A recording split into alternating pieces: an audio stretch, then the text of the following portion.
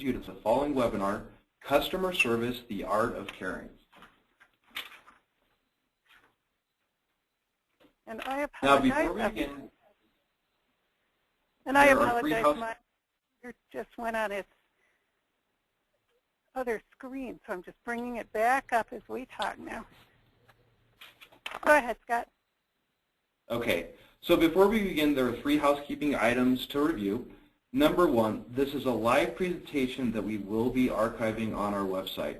Please do not put this call on hold, as this presentation might be interrupted by on-hold music.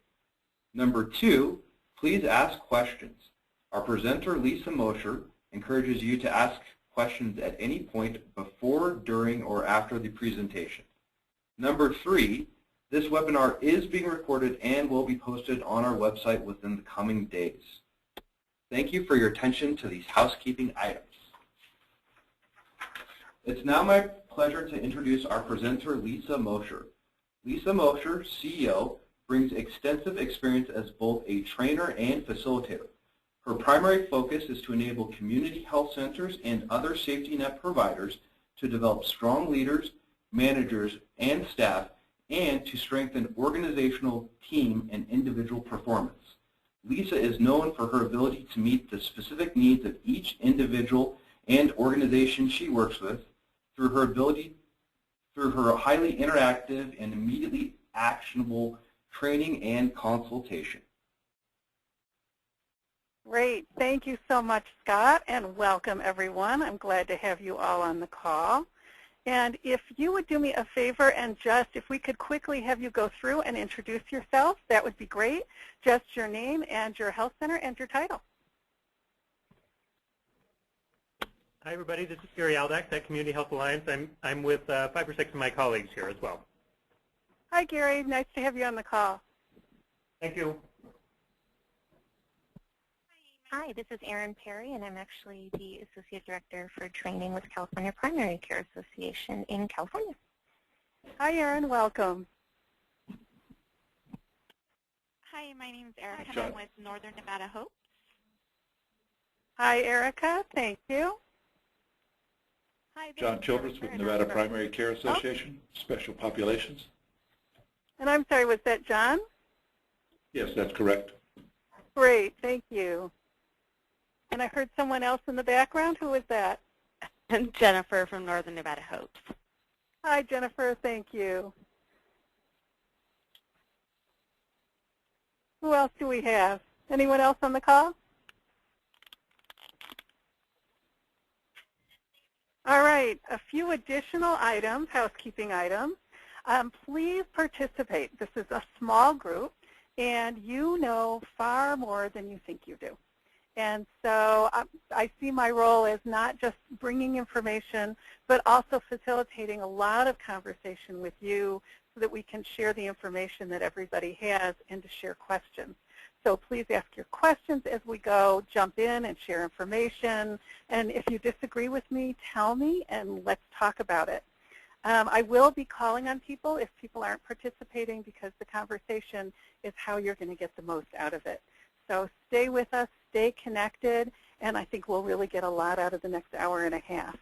And of course, you know, this is funny saying this to a group of people from Nevada, but as always, what happens in Las Vegas stays in Las Vegas. What happens on this call stays on this call. We really want to be able to talk openly and share what's going on at your center, but also please maintain confidentiality so that you're not doing things that other people on the call shouldn't hear. And with that, we're going to jump right into it. Any questions before we get started? All right. We're going to start with one of my very favorite sayings. I did take a little bit of liberty. This was done by Mahatma Gandhi, and back in Mahatma Gandhi's time, everything was done in the male sense, so I have made it more inclusive. The customer is the most important visitor on our premises. He is dependent on us. We are dependent on him. She is not an interruption of our work. She is the purpose of it. He is not an outsider of our business. He is part of it. We are not doing her a favor by serving her. She is doing us a favor by giving us the opportunity to do so. And I think that sets the tone for what we're talking about today, because obviously without our customers, we wouldn't be here. So who are our customers? They are really a much wider group than we usually talk about. We usually think, when we're talking about our customers, who? Who do you generally think of as your customer? The patients. Anybody? Pardon me? From the PCA perspective, it's our membership and also their board members. Absolutely. Great. And what else? Who do you all think of as your customers at the health center? Our patients. Absolutely. And usually when you say who's your customer, people say the patient. And that's absolutely true. And you also have internal customers. Your coworkers, your manager, your supervisor, your team, and the teams you work with. You're serving them as well, and they're serving you. And then your external customers, who we think of as our traditional customers, patients and their families, vendors, social service organizations, and Erin, for you, all of the health centers and everyone that the PCA serves. So there's both sides of that. And we really want to, I'm going to be focusing largely on the customer being our patients and their families. But as we're going through this next hour plus, I want you to really be thinking how this applies internally as well, the way you serve your internal customers, your coworkers, and the way that they serve you. So I just want to kind of open this up and talk about, when you think about customer service for yourself, what has been the most positive customer service experience you had in a medical setting? What made it great? And what's been your most negative customer service experience in a medical setting? And what made it so negative? And when you're thinking about this, not as your role at a health center, at a PCA, but when you've been the person with the health issue or you've had a family member that you're with, can we talk about what's been your most positive customer service experience and what made it great? And if somebody can just jump in and share that, I'd appreciate it.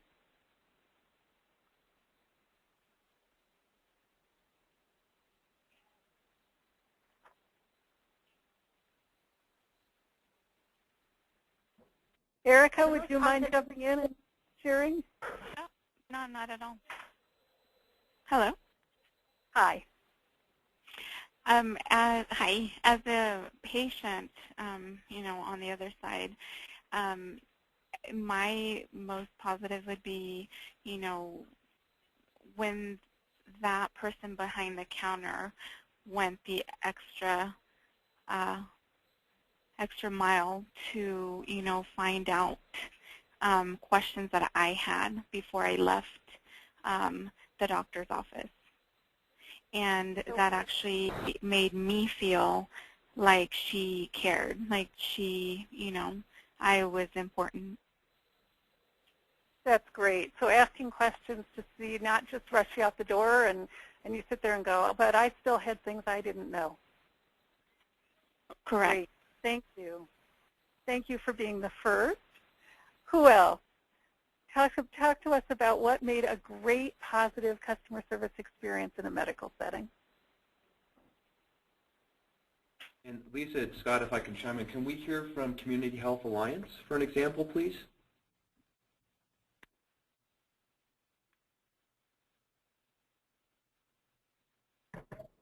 Hi, everybody. This is Gary.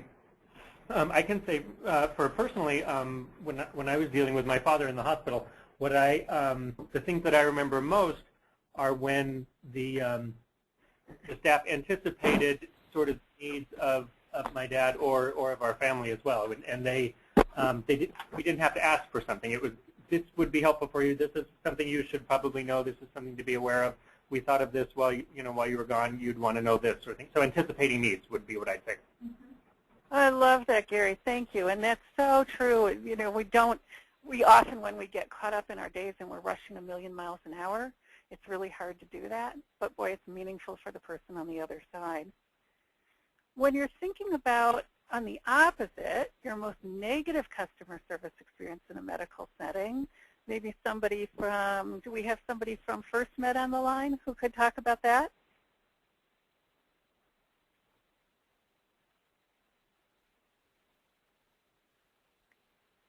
Nope. Okay. All right. Somebody else who can jump in and talk about a negative experience that you had in the medical.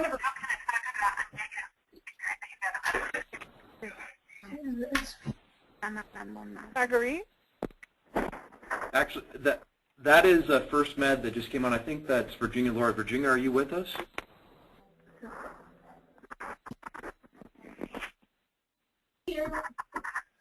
Yeah. Sounds like somebody's trying to talk, but I can't hear it. Can you hear us? There may be a lot of noise in the background. If it is, but if it's possible to close the door, we're hearing a lot of background noise.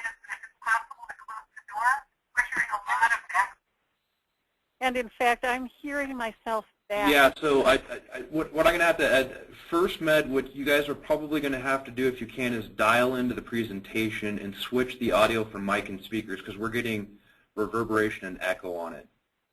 And one option, too, that we can utilize, too, if we still get feedback, guys, is there's the chat window, too, that you can enter a response to. Great. Thanks, Scott. So I want to talk about, when we look at what makes things a great medical experience and what makes it not so great when you've had healthcare experiences, generally what I hear is very much what you said. Usually what I hear is what made it great was they saw me as an individual. They took the time to answer my questions. They anticipated my needs. They were a step ahead of me. And they checked to make sure that even though they were a step ahead, that they were on the right path. And what made it negative? When they did just the opposite. When they were rushed, when they were behind, when they were not seeing me as an individual and dealing with my individual needs. And so that's a lot of what we're going to be talking about today. So when you think about your role at the health center, and I don't mean your role like I'm a CEO or I'm a front desk receptionist, but your overall role working in healthcare, what is your role at the health center? And somebody just jump in and answer that.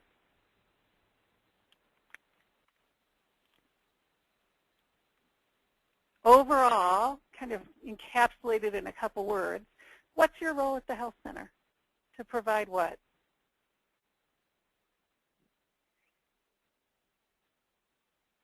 John, what would you say your role is in a couple of words?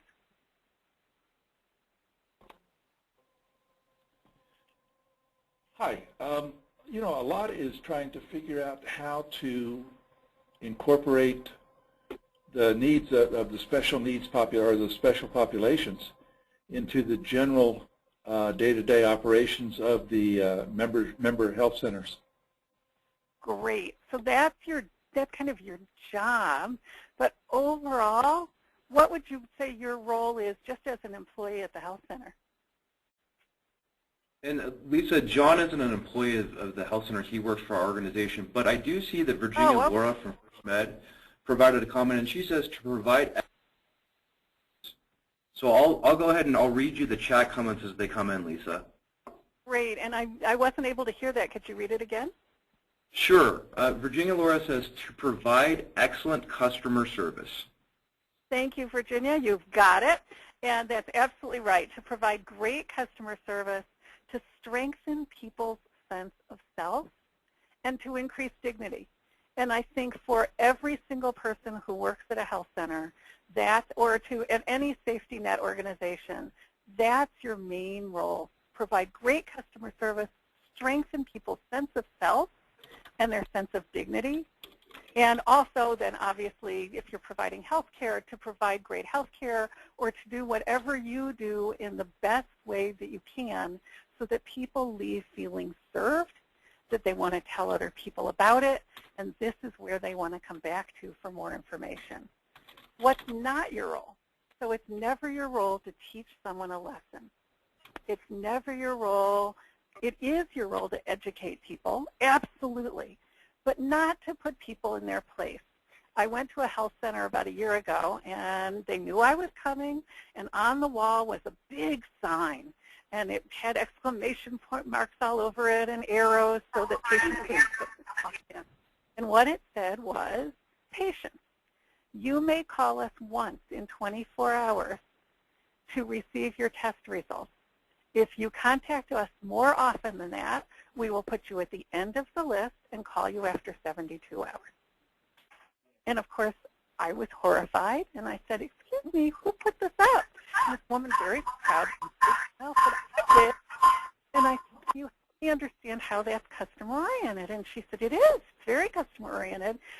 We really want to serve the people in front of us. And if people call all the time, it's interrupting us. It's hard to serve the people in front of us. And so we can't provide the best customer service. So we talked about how that sign needed to come down and other ways that they could help people understand that if they could wait, if they could call once and call back the next day, that would be great. And if they needed to call more often, and they did so, that we needed to treat each call with absolute dignity. It's never our job to teach someone a lesson, because each person we're talking to is our customer at that moment. So with every interaction, we want to be thinking, how do I make a positive difference in the life of this individual at this moment? How do I make a positive difference in the life of this person that I'm talking with at this moment? And then as I move on to the next person, how do I make a positive difference in the life of that person? And when I first started doing these trainings, people said, really? You really want me to, with every interaction, to ask myself that question? That's not possible. And I said, try it. And when I would come back and talk to people a month later, they'd say, it's really interesting. I challenged myself to do it. And after a while, I didn't have to be asking myself each time, because I knew that was my role. With every interaction, to think, positive difference, positive difference. And if you're doing that, it's amazing how your interactions with your coworkers change. Your interactions with your manager change, and your interactions with the people that you're serving as your patients change. How can I change? How can I make a positive difference in the life of this person at this moment? So it's really not just important that we provide great customer service in healthcare. It's critical. And it always surprises me that this isn't something that is just automatic in the world for people to think about, and it's not. I didn't before I got into this. It's critical for a number of reasons, and it's become more critical with the Affordable Care Act. It's critical because people will come to the health center, or they will come to wherever our organization is once. And if they're coming for health care, they're coming expecting great care in more than one way. They're expecting great physical care, and they're expecting their emotions to be cared for as an individual, and to leave feeling better than they felt when they came in, if not physically, then emotionally. So it's critical that people receive great care, because if they don't come back to us, even though they have the Affordable Care Act now, they may not go back to anyone. If people don't feel respected, if they don't feel well cared for, if they don't feel like they were treated in a culturally appropriate way, it's not that they will go somewhere else, although they may go nowhere else. And then their lives are at risk. So it's certainly critical in that way. Now with the Affordable Care Act, they may choose to go somewhere else, and that's what puts our health center at risk, because they're not choosing us, they're choosing someone else. And that puts our organization at risk, be it a primary care association, a health center, or any other safety net organization. Any questions or comments at this point? Okay. And please do jump in with any questions that you have or comments. So providing great customer service leads to trust, and trust leads to a great comfort level. If you have trust, there's all sorts of wonderful things that come out of that. Higher rates of treatment compliance. If I trust you, I'm going to believe what you're telling me. Lower infection rates. Loyal, because I'm going to follow your instructions. loyal to the organization, which means the organization is going to thrive. I'm going to tell everyone I know about it. A strong reputation in the community, and relationships that lead to success. So in the world of healthcare, it really is a life and death issue. I'm going to tell a quick story, and I'm going to ask you all to participate. And I'm going to, if I was in front of you, I would be asking you to yell this out. So I'm going to ask you to do it on the phone. Every time I say something that you think is inappropriate in a healthcare setting, I want you to yell no, or just to say no, okay? This is a story that happened to me, and I want you to think about as you go through this, in any way, could anything like this happen in your organization?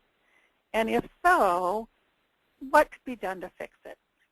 And this is to show that things can go awry in healthcare, how they can go awry, and how it can be a life and death situation before anybody realizes it.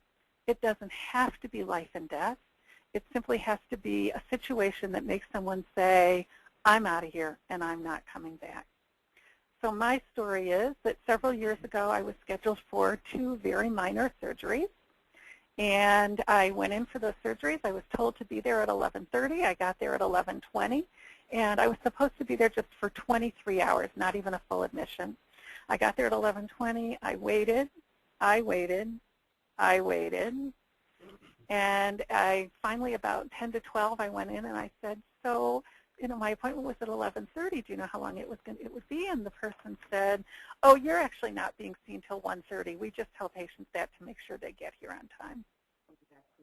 No. Am I hearing lots of people going, no? No. All right, thank you. So my frustration level went up. I waited till 1:30, and at 1:45, they came to get me. So now we're even 15 minutes past my appointment time.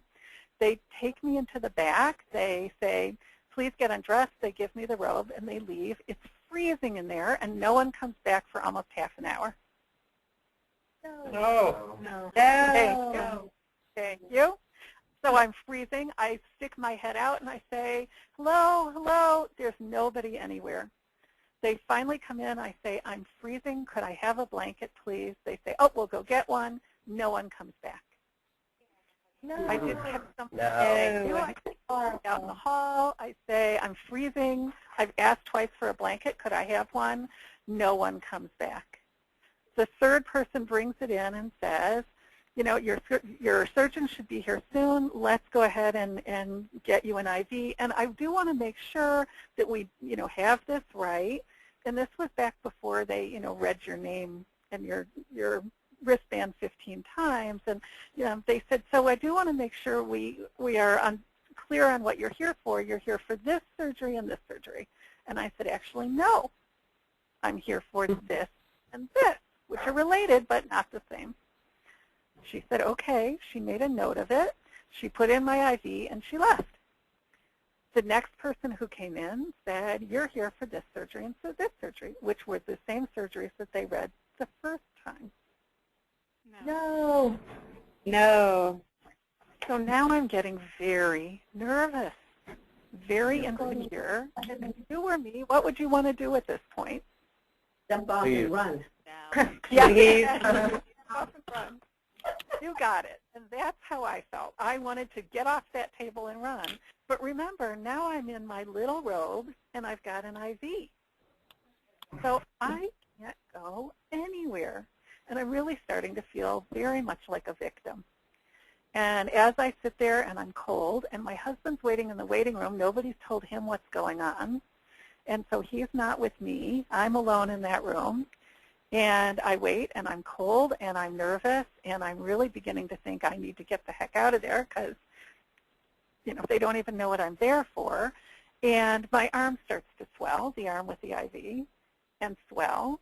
And so I take my pole, and I kind of hop out into the hallway, and I yell for someone, and it takes 5 minutes for someone to get in there. And by then, my arm has swelled enormously, and they take out the IV and reinsert, and life is good. But to say I wanted to run would be the understatement of all time. An hour and 45 minutes after my appointment time, my doctor walks in, one of the two surgeons walks in and says, I'm late, doesn't say they're sorry, says, look, we're running late. I know we haven't had time for you to read the release, but we need to get going, so here, just sign this. No. No. So I sign it. I start to cry, and she says, I don't know what you're upset about. These are minor surgeries. Let's get going. No. So, right, absolutely. I go off, I have the surgeries, I come out, I seem like I'm okay. Within a very short period of time, I'm in terrible pain. The aide says, on a scale of 1 to 10, can you describe the pain? And I say, if I don't move, it's a 2. If I move, it's a 15. And what do you think was passed on to the attending? 2. Absolutely. So that they never heard that I was in terrible pain. By the time that they did hear that, I had had 3 different people coming in, all giving different information to the attending. And because the information was different from each person, they thought I was okay. They finally said, we're going to do a small procedure to make you feel better. This is not unusual for someone to be in a lot of pain after this kind of procedure. We'll keep you an extra day. And I said, I think something's really wrong. And they said, meh, you're fine. No. And there could be a real big error, right? Because they weren't listening to their customer. What ended up happening was they came in after that extra day and undid this procedure that they did to make me feel better. And I said, please don't do that. I think something terrible is going to happen if you do that. And they said, doctor's orders, got to do it. I'm feeling like a victim at this point. I say, oh, okay. And I'm anything but a victim. But when you're having medical care and these kinds of things start to add up, it's easy to feel like a victim. And I think we've all had situations where that's happened. And they undid this procedure, and within 20 minutes I started screaming, I think I'm dying. It took an hour and 45 minutes for the doctor to show up. The head nurse said she had called her and she said she was coming, but by the time she got there, I literally was exceedingly ill, spent 9 days in the hospital, had to have a second surgery, and almost died. That's yeah. And usually at this point somebody says, and what hospital was that? And it's really not about the specifics so much as it's about the little things that can add up. And so we're going to talk today about paying attention to the little things with each and every interaction with people. What's going on, listening to the person who's your customer, and making sure that you're making that person feel listened to, that they really are listened to, and that you're reacting to the situation at hand and not a general situation or not out of frustration because you are extremely busy and you are running a million miles an hour, and it is hard to keep your focus on that individual at that moment. But that's what we're going to really work towards. So with that, and any questions from that or comments? I just have a couple of comments on that. This is Anna Baselli from the Nell J. Redfield Health Centers Community Health Alliance. Hi, I had trouble dialing in, so I came in kind of late on the phone conversation. But the first part of your story, the first thing I thought about was the huge lack of communication with the patient, and just keeping you informed about the delay. Even though it's hard for a patient to sit and wait for a long period of time, but one thing we always discuss and stress is just keeping the patient informed. Absolutely. It's so key. And that starts really at the very beginning, right? Right. When someone walks in the door. How can you do that if you're running behind? How do you do that when someone walks in the door? Right. And even once the patient gets back into the exam room, if the provider is running behind, then it's still up to us to keep that line of communication open with the patient that's in the exam room as well. So it's just that whole entire process, just keeping the patient informed. Absolutely. And you said there were a couple of things. Did you have something else? The other thing was just the lack of compassion on your experience. You know, as far as being cold and making requests and such. I mean, it just sounded like there wasn't a lot of care, you know, and compassion in regards to your experience. So that's just something that really stood out as well. We recently had a whole afternoon just focused on customer service in our Redfield Health Centers. And a lot of it was the internal and external customer service. So a lot of what you're discussing right now sounds like a lot of what we just recently went through with our training. Good, I'm glad. So please jump in and add things as we go, because that's great. And you hit on two of the biggest, and we're going to talk a lot about it, the lack of communication and the lack of compassion. And anything that you all can do, and we're going to be focusing, and we're going to have a couple of discussions about this as we go on, to keep that communication going and to really increase that sense of compassion. And that communication, so, you know, let's talk about if it looks like the person is going to be, you know, delayed. Their appointment is at 1, they get there at 1, and you know that they're not even going to get back into the room for a while, and you're at the front desk. You know, let's talk about what can you do starting right at the time that person walks in.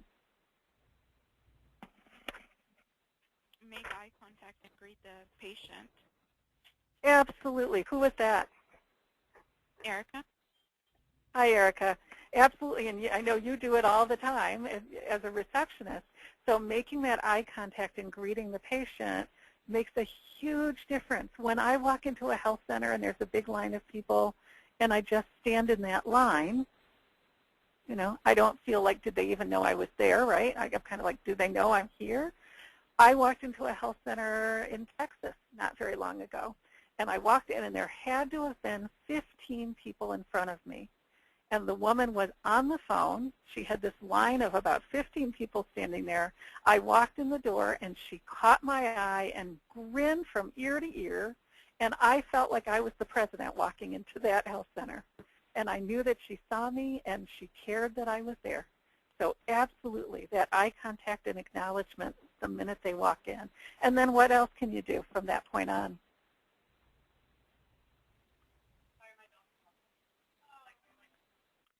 You know, one of the things you can do is, and I'm sure many of you do, is informing the patient right when they come in.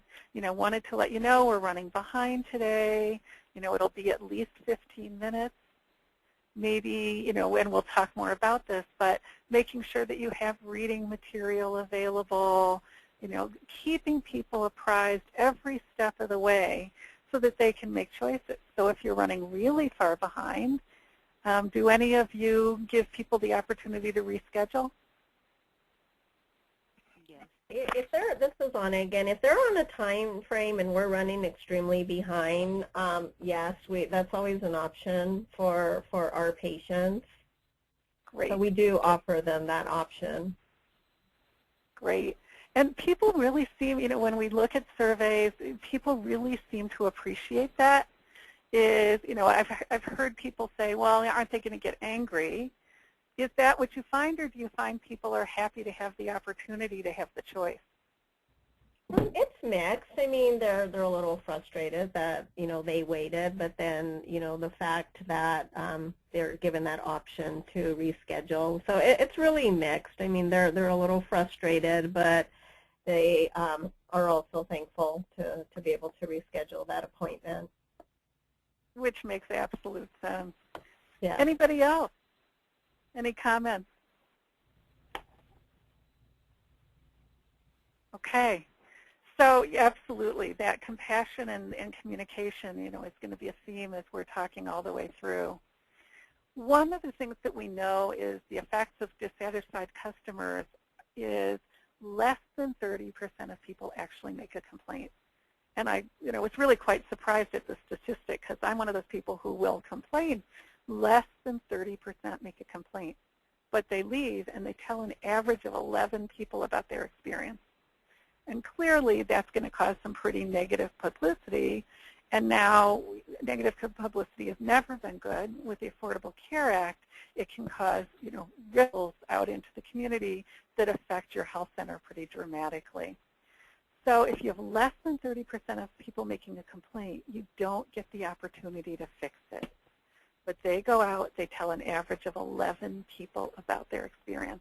I think that's pretty huge. And if you think about it, how many people have I told about my experience? So it can really go farther than you even imagine. So with that, most people don't even complain. And the ones that do need to have 12 positive experiences to overcome each negative experience. So think about the amount of energy that you have to put out to overcome that one negative experience and the amount of time.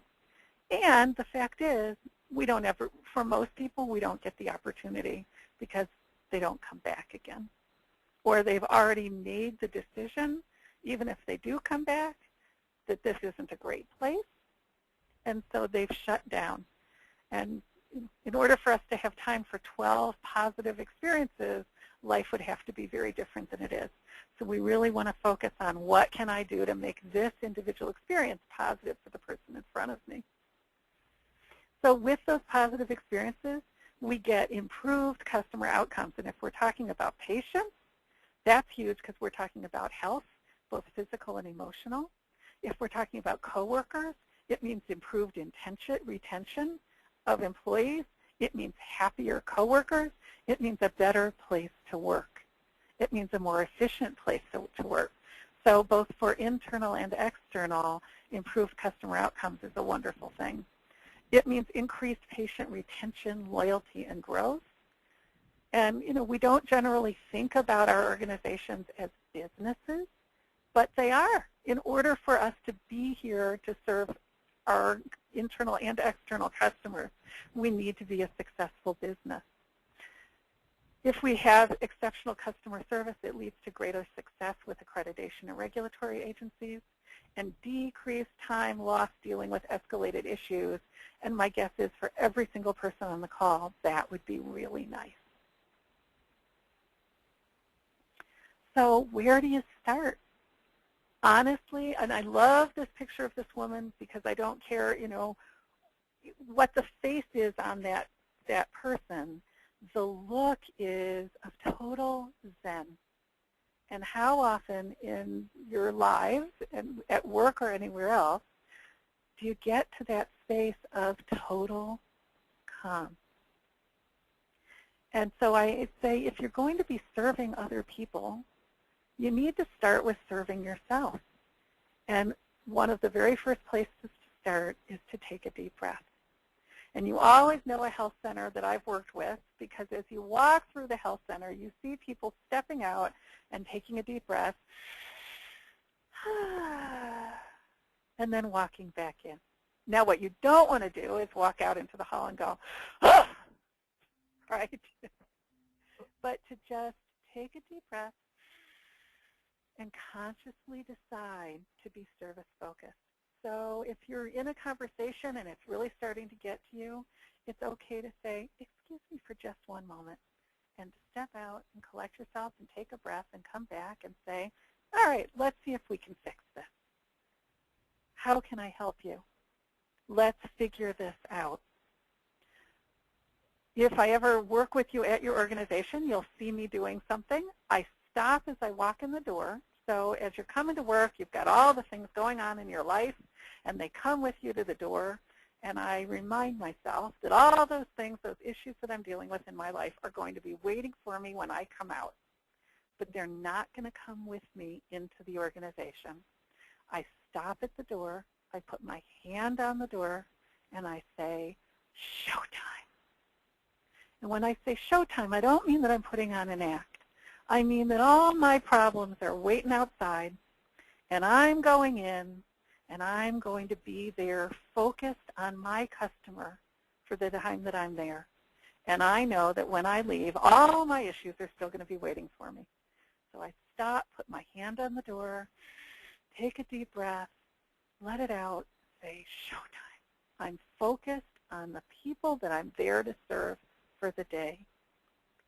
And you might want to think about what's a word that you could use that just helps you as you walk in for the day, walk in from break, to focus on, I'm going to be as service-focused as I can until I leave and walk out of here, and then I'll be service-focused on me. Any questions or comments about that, or anything you found successful? You know, usually when I start my day, regardless, say if yesterday was an absolutely horrible day and nothing went well, I try to start each day with, okay, today's a new day. Let's see how this goes. That. I mean, it's my frame of mind is just, okay, today's a new day. That's great. And all you can do is the other day behind, right? Right. Good. I love that. So, and actually, you know, it really is, as you see on the slide, you know, I love the fireworks, but really what we want are those fireworks. And knowing each patient and knowing what fireworks, or each coworker or whoever our customer is, what fireworks looks like for that person. So if I have somebody that I work with who never looks me in the eye, I've been working with a health center, that there's this woman that you can't get her to say hello. And you say, good morning, and she just walks by. And so stand in front of her and you say, good morning, and she just walks by. And, you know, no matter what you do, you try, and getting a good morning out of her is nearly impossible. And I was on my 4th visit there, and I walked past her, and she grumbled under her breath, good morning. Well, I thought I had won the lottery. Was it what I'd like to see? Was it good morning with a smile and what we should be doing for each other? No, but it was a start, and I knew that we were starting to make progress. And it's the same thing with the people that you serve, is knowing when you're getting that message that you are making a difference. If that customer walks away unhappy, you've lost, they've lost, and your health center or whoever your organization is has lost. If they walk away satisfied, everybody wins, and that's what we're going for. So who is this? You see a picture on the screen. Whose feet are those? Anybody recognize the red shoes? Dorothy. You got it. That's Dorothy. And what do we know about Dorothy and her shoes?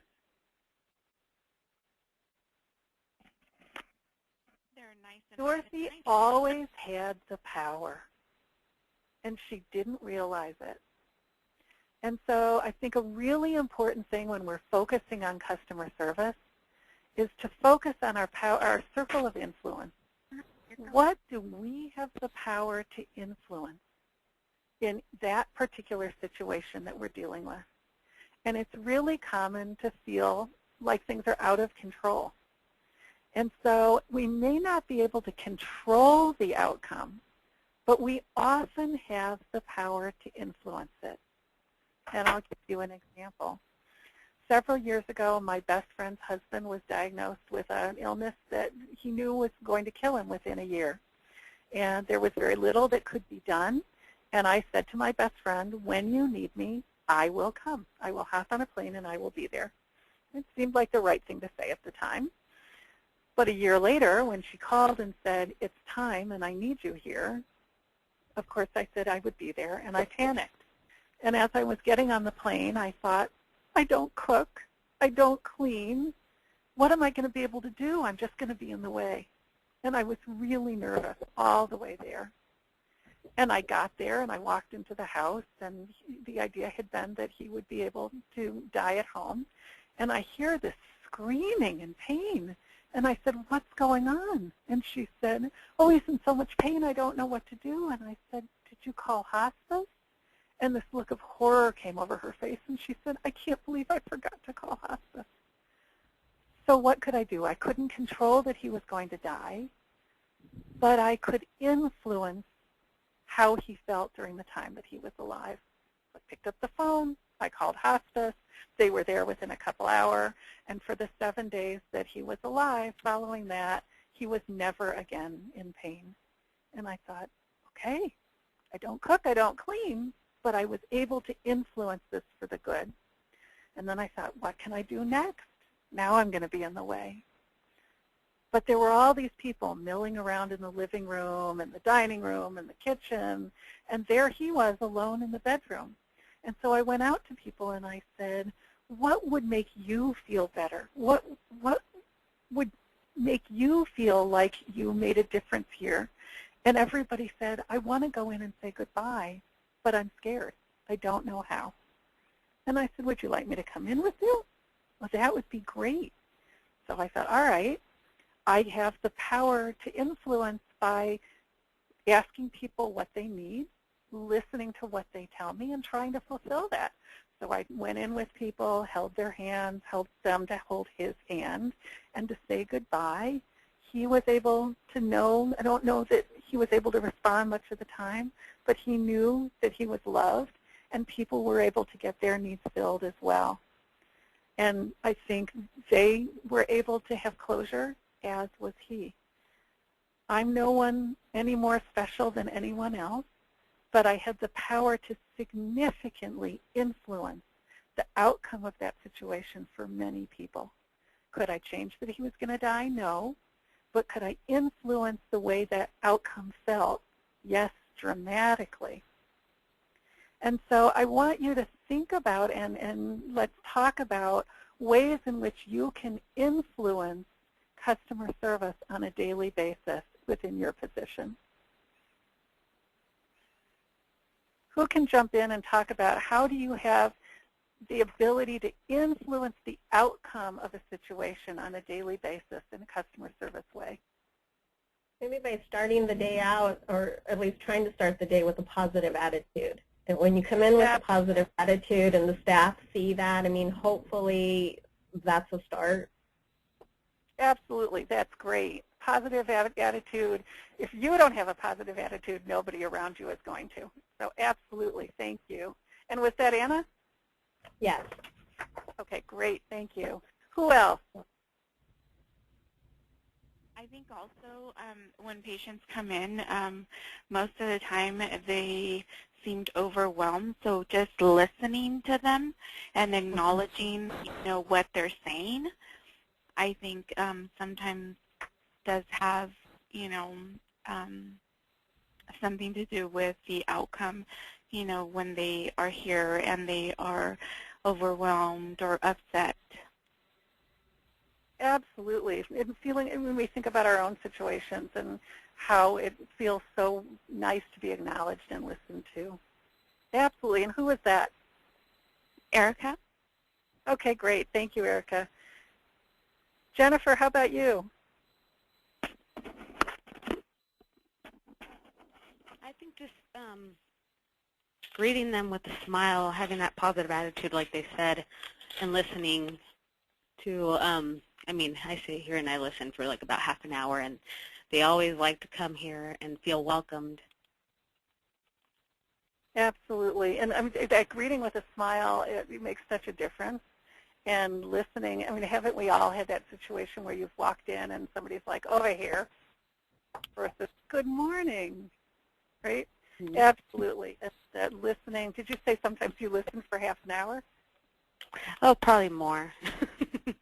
But they like coming here, so they have, sometimes we're the only people they see, so they like coming and having someone to talk to. That's great. And, I like that you're really seeing the individual in front of you and knowing, okay, this is going to make a big difference in this person's life. All right, who else? Who haven't we heard from? Virginia, are you able to respond? And please feel free if you can. Oh, yeah. Oh, okay. I don't know if I have a lot more to add. I definitely agree with what was said previously. Starting with a good attitude, and when there is a difficult situation with the patient, I think listening is really important, because if they're upset, they just want to be heard. So even if it's something that you have to deal with as an administrator, that something went wrong with the system, listening to them, I think it makes an impact because they know they're being cared for. And then just acknowledging what they're saying is also huge. So instead of coming back at them saying, anything that just creates more of a defensive attitude, it's acknowledging what they're saying and listening and, telling them that, you're going to do what you can to fix it. Not, that it's not necessarily anybody's fault, but that there's something that needs to be fixed. So they at least feel that they have been listened to and acknowledged. Great. Thank you for that. And, I love something that you said is, that it's easy to get defensive, and it's so true. This morning, my 16-year-old daughter told me I was driving aggressively, and I said, I am not.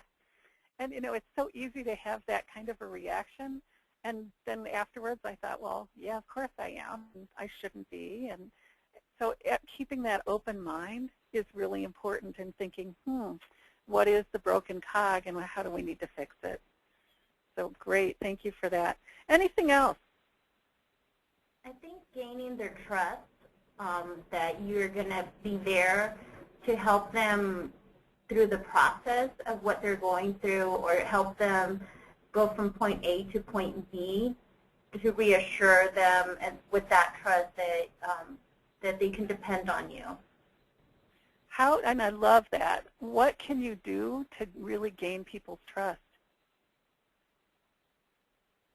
I think kind of reassuring by listening, like you said, knowing what their needs are, and connecting them to maybe even the right, the right networking that needs to be done, hand on hand, walking them to, I know sometimes when you go around asking for directions at a hospital or at a store or anywhere else, and you're lost, you're like, where is it? And sometimes it could be just right in front of you, and you're just not seeing it. And that somebody takes that time to smile, greet you, and say, how can I help you? What can I help you with?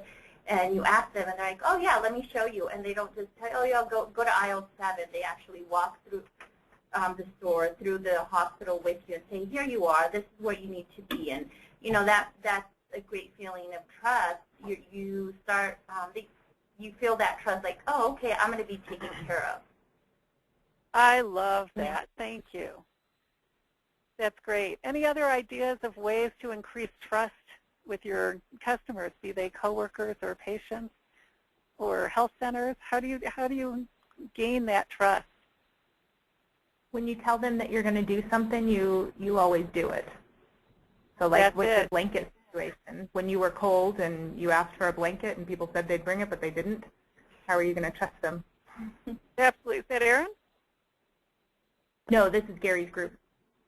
Oh, okay, great. And that's absolutely true. And I call it a high say-do attitude, or a high say-do ratio. I say what I'm going to do, and I do what I said I was going to do. And I think, between the three things that we've just mentioned here, that's really it, is saying what you're going to do, doing what you say, being there for people, listening and following through. You really start to gain trust. And when you take someone and do the handoff, people really feel cared for. And trust starts to increase, the relationship starts to increase. And then if we're talking about a patient and they're there for any kind of a medical visit, they're going to be much more open to sharing what's really happening in their lives, be it health or holistically, and you'll have a much better result. Any other questions? Sorry, this is Gary's group again. One thing that we always do on the handoff is not only do we introduce them to the person who we're handing them off to, but we compliment that person, even if it's just something small, like this person is going to take good care of you, or this person's been with us for 5 years and they do a great job with this, or whatever, by giving them a compliment so that that person feels comfortable with whoever you're handing them off to. Oh, I've never heard that before, and I really like that. It shows that you have confidence in the person, and confidence exudes confidence.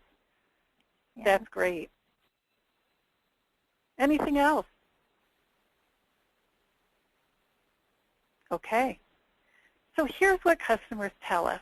They want their care to be accountable and responsible, professional and accessible, efficient and responsive, knowledgeable and informative, equitable and consistent, courteous and helpful. And, I think that's what all of us want. And so as we go about our day, sometimes I see people who have taken this and it looks like a flower and they put it up on the wall and they focus on a different one of those areas each day or each week until they become a habit. And think about, accountability means, a lot of people say you hold people accountable. I don't think you can hold people accountable, because what accountability is it means that I take responsibility to following through on what I am responsible for doing. So if you hold someone accountable, you're holding them to them following through, which is, as managers, if you're a manager, that is what you do. And people need to be accountable themselves to customer service and to following through. And so, you might want to look at each of these and each day or each week say, okay, for this week, I'm going to focus on, I'm going to focus on making sure that I am courteous and helpful in every interaction. Every interaction. And it's harder than many people think to do it every interaction all day long. But if you focus on that for a week and it becomes a habit, and then you move to the next petal of the flower. And by the time you're done, you really are serving your customers in the way that most customers want to be served. If we fail in any of those areas, we create what we call the difficult customer. And I love the look on this woman's face. And we've all seen some version of this woman and that look on her face. Oh, you're interrupting me. Ugh. Really? And it is often our behavior that's creating that difficult customer. And, you all know, often that person who's so difficult and so rebellious and maybe loud and maybe angry is that way maybe because of what's happened to them before they've come in, and in many cases it is, and often because of the reaction that we have when they walk in the door or that we have to the way they're approaching us. We can control how we respond to the person on the other side. So really seeing that individual. I am starting to do some work in customer service in outreach and enrollment, and so I was in a health center sitting with some people who were navigators, and they were working with a man who came in, and they had talked to him the day before and told him the ID he needed to bring in and the documentation he needed to bring in, and he said he understood and he would bring it. And he came in fairly nicely dressed. And so what people saw in front of them when he walked in was a nicely dressed man who looked like your average person, and they were treating him in a certain way, which they should have been a way in which you would treat all people, we hope. And they asked him for his ID, and he said, I don't have it. And the response from the navigator was, we talked about this yesterday. And I saw the man physically sort of turn in on himself. His shoulders bent and his head went down. And she said, I thought it was clear that you were going to need this and this and this. And his head went down a little further and his shoulders bent more. And she said, I don't understand. Was there a problem? And of course, none of this is the way you would handle this. And he said, I'm sorry, and very inaudibly. And I said, can you tell us what happened? And he looked up with a tear in his eye and then lots of tears. And he said, last week I lost the only place that I've lived for 35 years. I've been living paycheck to paycheck for quite a while. I've been out of a job, and I was evicted last week. I've been living on the streets all week. Last night was the first night that I had connected with someone, and last night was the first night I wasn't with that person. Someone kicked me and took my backpack, which had my ID in it. I had to walk 18 blocks to get here because I didn't have any bus fare. I have a bad leg, and so I'm in a lot of pain. I'm sorry, I didn't know what else to do, so I'm here, but I don't have anything for you. So stopping and seeing that person in front of us makes all the difference in the world, and not making assumptions. We create the difficult situations much of the time, and we can fix and turn that situation around much of the time. Does anybody have a situation that they can share where they were able to turn a situation around? You know, I have that really touches home, because we actually experienced something like that in one of our healthcare facilities. There was a gentleman that was being very difficult at registration, and he was not providing them, our staff, with the information, the documents that we require. And he was raising his voice. He was not being very nice to our staff, and so at that point they called me.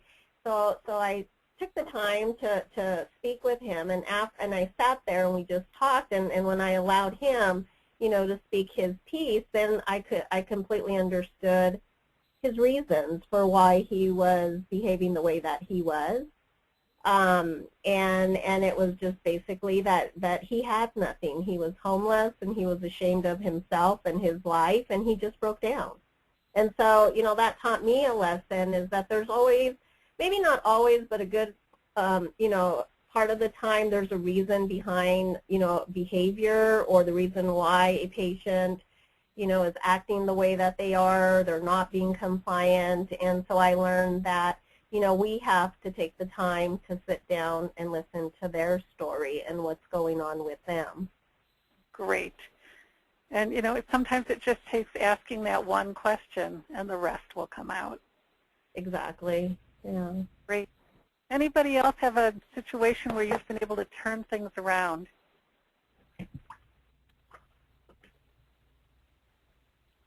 All right.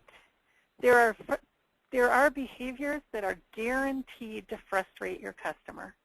So if you all will just call them out, what are behaviors that are guaranteed to frustrate or anger either an internal customer, coworker, or manager, or an external customer? Rolling your eyes. Oh, absolutely. Rolling your eyes. What else? Making them wait. Making them wait, absolutely. Lack of communication. Impatience in your voice. Patience, lack of communication, absolutely. And that impatience in your voice, I think, is a big one, because we can say the right thing, but if we say it in a tone of voice that says something else, what people hear is the tone of voice. What else? Body language. In your body language, sometimes you don't have to say anything. Absolutely. Very true. Absolutely. And sometimes it's from something we don't even realize. I'm starting to get that belly that we get, some of us get, and so I tend to cross my arms to cover my belly. Well, I know that I'm doing it to cover my belly, but to other people, it may look like I'm closed, or I don't have time for them.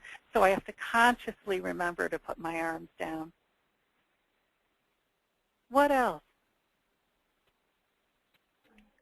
I also think having a dismissive attitude. Yeah. Yeah. Can you describe that a little further?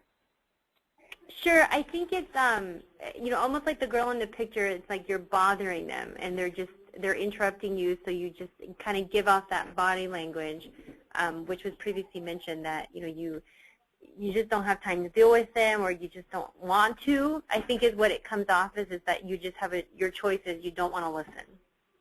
Absolutely. You bet. And that dismissive attitude, what you tend to find is that people shut down, and it's hard to get them to open back up. So the things, you've mentioned many of them. Many of the things that I've heard is being treated like a number. I recently was in a health center where people literally took numbers, And I know it can be a convenient way to kind of keep people in order, and what we know is people don't like to feel like a number. So if you do something like that, is there some way you can humanize the experience? People don't like when someone is rude or disrespectful, and what's rude to me may be different than what's rude to you, and it may be cultural.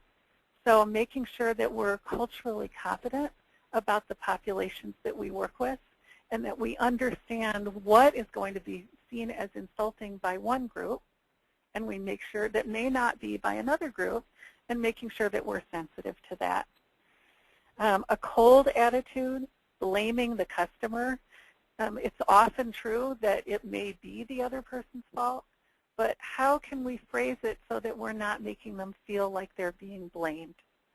And often that may mean saying, you know, maybe taking that blame to yourself. It rarely can hurt, and it usually can help. You know, I'm so sorry. I must have not, you know, been clear. You know, let's talk about how we can fix this. People don't like a recitation of the rules. They don't want to know what you can't do. They want to know what you can do. They don't like being given the runaround. So it comes down to figuring out what can you do without passing them off. And if, as somebody already said, if you do need to take them to someone else, making sure that that handoff happens in a warm and friendly way. People hate a lack of accountability. They don't like, I think somebody already used the word brush off, and that's absolutely right. People don't like the brush off, and they don't like being ignored. Anything that we've missed? It's Scott with the Nevada PCA. Quick question I have. What do you suggest to our members at health centers if they view a fellow staff member acting in such a way to a customer where it's not deemed good customer service? What strategies would you recommend for one staff member to say to another? So if somebody sees someone else giving someone else poor customer service? Correct. Okay, so a couple different things. If your organization is working on it or your department is working on it as an overall sort of change of culture, that makes it a little easier because then you can do it in the spirit of, you know, we've been working on customer service and I'm not sure you're aware of, or I just wanted to share. Number one and most important, to do that in a private space. Nobody wants to be, even if you're as kind as you possibly can be, people will see it as being told off, and nobody wants to be embarrassed in front of their peers. So if you can get that person into a private space and say, you know, I just wanted to share with you, I saw this and I thought you would want to know. And, you know, I know when you're in the situation, sometimes it's hard to see, but I could see her face and how she was reacting. You know, would you like me to, you know, let you know when I see that in the future? How would you like me to handle it? But definitely to try to go to that person, you want to do it in a way that is tactful, honest, compassionate, and direct. So if you go over and you say, your customer service just stunk, obviously that person's going to shut down. But if you do it in a way that says, you know, I thought you would want to know, I just saw, you know, I'd appreciate if you'd let me know if you see anything similar from me. So do it in a way that's really open and caring and compassionate and gives an example. So if you just go over to somebody and you say, you know, I've really noticed that, you know, your customer service, you know, we've been working on customer service here, and your customer service is really not great, that doesn't mean anything. But if you can say, you know, I've really noticed that you look down. Is there anything I can do to help? You know, then somebody will feel connected, and you say, you know, we're really trying to smile at every customer when they come in, and I know that's hard, but if you want to go to lunch so you can talk out what's happening, you know, I'm always here. So connecting with the individual, but also sharing an example of what you've seen and offering to help. If you find that you're getting a very negative response, you know, and you feel that you need to take it to a supervisor, that would be the time to do it, but not until, in most cases, not until you've tried it yourself. Any response or other comments about that, things that you found have worked?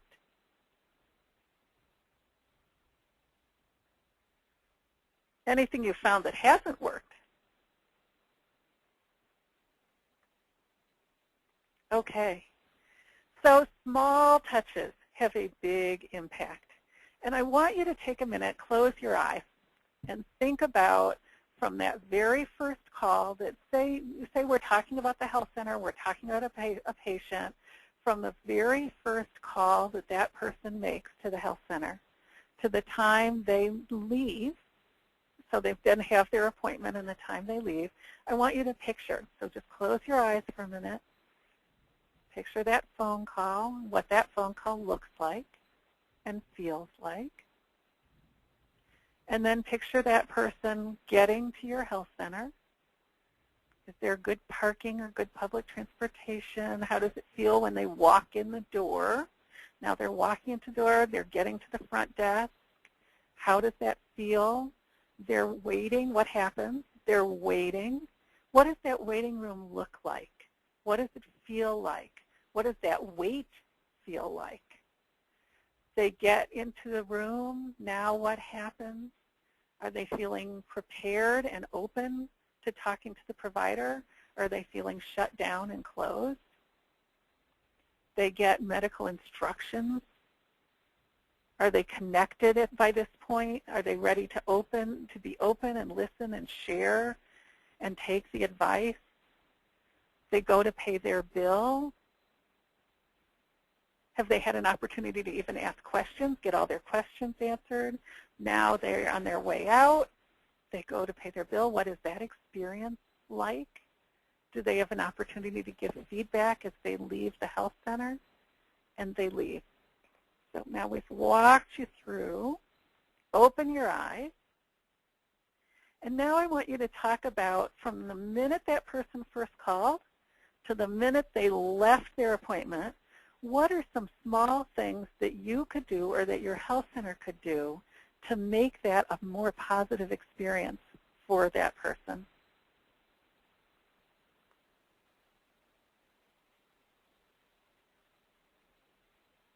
So when they walk in the door, what can you do to make sure it's a positive experience? To call them by name whenever possible? Thank you. Absolutely. And knowing whether they like to be Mr. and Miss so-and-so or called by their first name. Absolutely. What else? Greeting them, period. Greeting them, period. Greeting them quickly. You know, I've had a lot of people say, you know, what's an acceptable amount of time? Is it 30 seconds? Is it a minute? You know, I say as soon as possible. And that greeting, again, could just be meeting their eyes and smiling. But acknowledging definitely making eye contact with the patient. Absolutely. Makes a huge difference. Keep it coming. So now they're in the door. Maybe they've checked in at the front desk. They're sitting there. What could make it a better experience while they're waiting?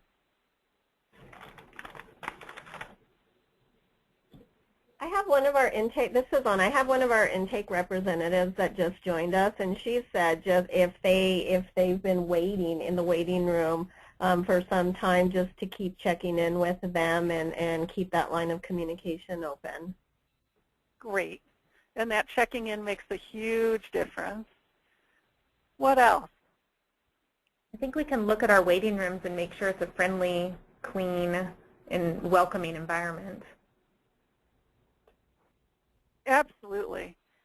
And checking in, looking at that environment, is it clean? Is it bright? You know, a coat of paint is inexpensive. How old are your magazines, if you have magazines sitting out there? And have they recently been changed out? And are they appropriate for the people who come to your health center? And are they in multiple languages? And what else? How about even if you're, you know, you're busy, just a friendly voice and the body, I guess the body gestures that you make. I mean, sometimes you can be busy, but having that friendly voice and acknowledging them, I think that makes a great impact on patients as much as coworkers. Because if you see coworkers and they're having a bad day, you know, they're bringing their problems to work. It kind of makes a very tense environment for everybody else, and that kind of ripples to the patient or to the customer. So I think that friendly voice. Yeah, tone of voice makes an enormous difference. I'm sorry. Were you still talking? No. Okay, I'm sorry. Yeah, tone of voice makes an enormous difference. And what else? They get into the room, they're waiting in the room. You know, what can we do at that point? So here's when we get to that, when, you know, a situation that I think we run into at a lot of organizations is people wait a lot. So when they get into that room, you know, just saying, you know, it looks like it's going to be about 15 minutes. I apologize for the wait. You know, can I get you a magazine? You know, do you need some water? What can I do to make you comfortable? You know, just asking them can really help. And making sure that people have an idea of how long it will be. I know at a lot of health centers, whoever the person is that rooms the person helps the individual to really narrow down what their top couple of issues are, to make sure that, you know, they have those top of mind and that they're ready to talk to the provider about that right away. So, you know, anything you can, getting a blanket if it's cold, making sure that they feel cared for, and just asking that one question, you know, letting them know, communicating how long the wait will be approximately, checking in with them, and then saying, what can I do to make this wait better? And usually people don't ask for things that are too far out, and they're usually things we can fulfill. So, you know, really thinking about what is it that I can do to make this experience better, and it makes a huge difference. So in front of you, you see a heart, a head, and a heart. And if the only thing you got out of this hour and a half is heart, head, heart, you will have walked away with a lot. Heart, head, heart can change lives. And it's a communication method. So often, because we are running as fast as we possibly can, say we have that person who's been waiting in the room for 20 minutes and we rush in and we say, hi, Mr. Smith, I know I'm late. I want to, you know, make sure that I get to you right away. Remember my experience. So, you know, what can I do for you today? And by that point, Mr. or Mrs. Smith is angry. They're seething. They don't want to talk to you. You've got to be kidding. But if you can connect with their heart first, that whole interaction can be 100% different. And so you start out by walking in and saying, I'm so sorry for the long wait. That must have been really difficult. Are you doing okay? No, I'm not doing okay. I'm really frustrated. I've been waiting an hour and a half. I don't have this kind of time, and I don't feel well. I know, and I'm really sorry. I really apologize for that. I'm here now, and I'm focused on you.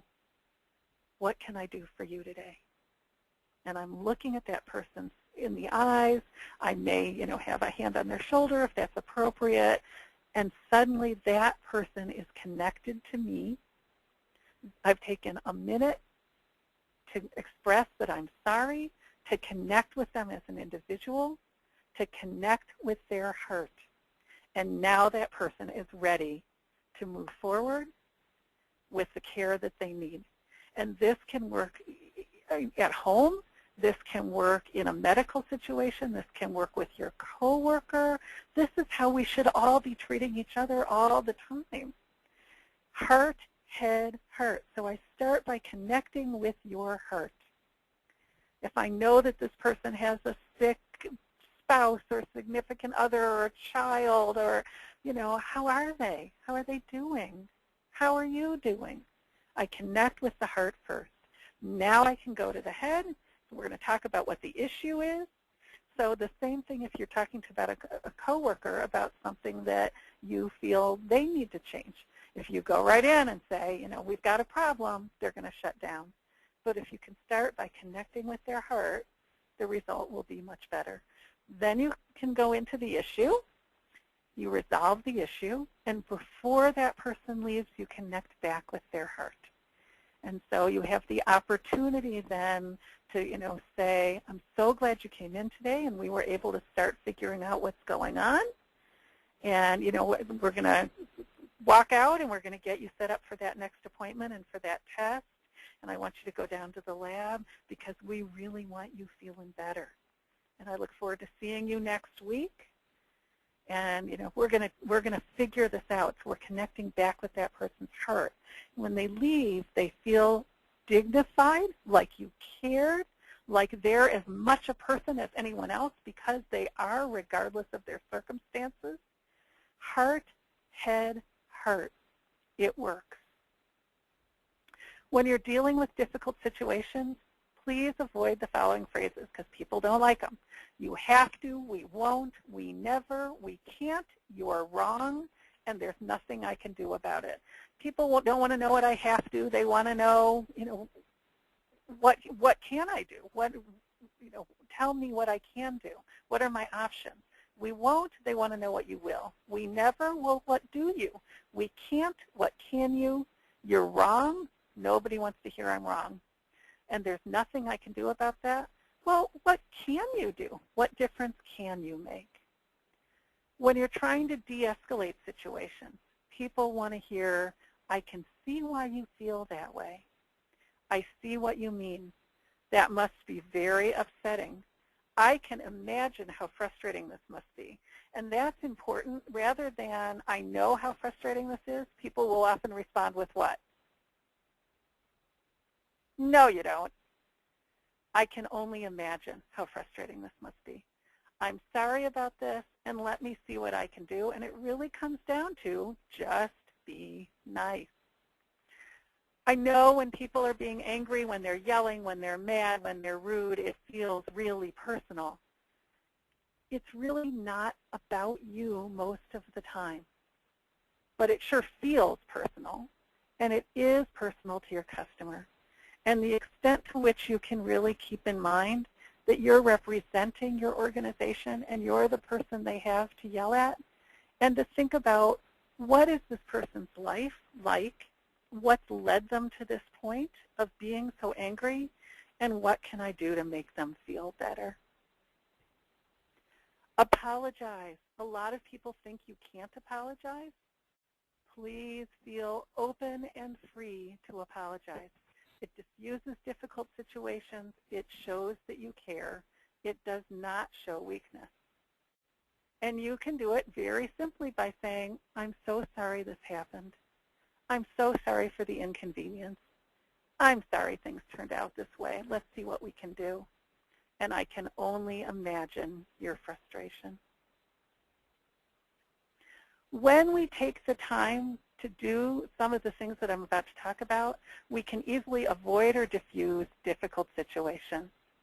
Take the time to listen. We've talked about that a lot over the last hour and a half.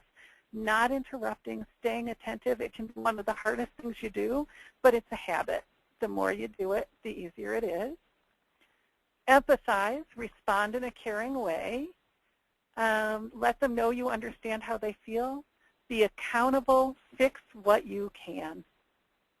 And then, really listening not just for what's spoken, but for what's unspoken too.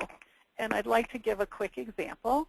If you say to me, so Lisa, how you doing? I might go, fine. I might say, fine. Or I might say, fine. I've said the same word, but the answer means something dramatically different. So really listening to what's being said and how it's being said, and then paraphrasing and making sure that you really understand it. You really want to see each person in front of you as an individual, no matter who they are, what they look like, or who they seem to be.